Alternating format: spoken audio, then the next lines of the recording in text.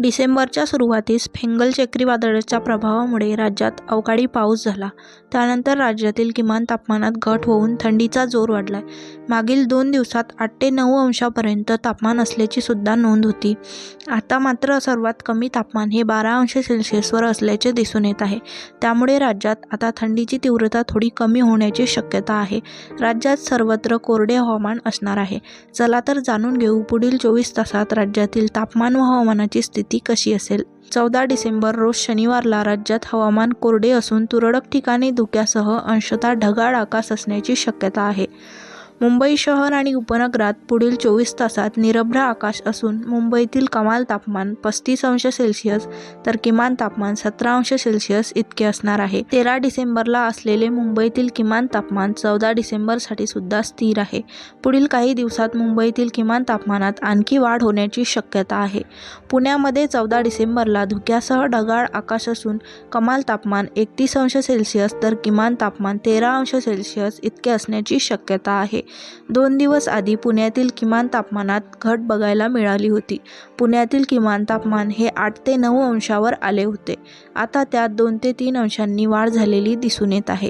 छत्रपती संभाजीनगरमध्ये 14 डिसेंबरला मुख्यतः निरभ्र आकाश राहणार असून तेथील कमाल तापमान 30 अंश सेल्सिअस तर किमान तापमान 13 अंश सेल्सिअस इतके असणार आहे. पुढील काही दिवसात छत्रपती संभाजीनगरमधील किमान तापमानात वाढ होऊन थंडीचा जोर कमी होण्याची शक्यता आहे.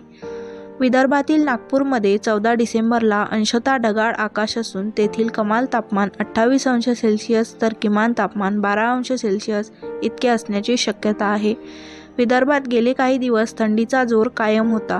आता मात्र किमान तापमानात 2 अंशांनी वाढ झालेली दिसून येत आहे.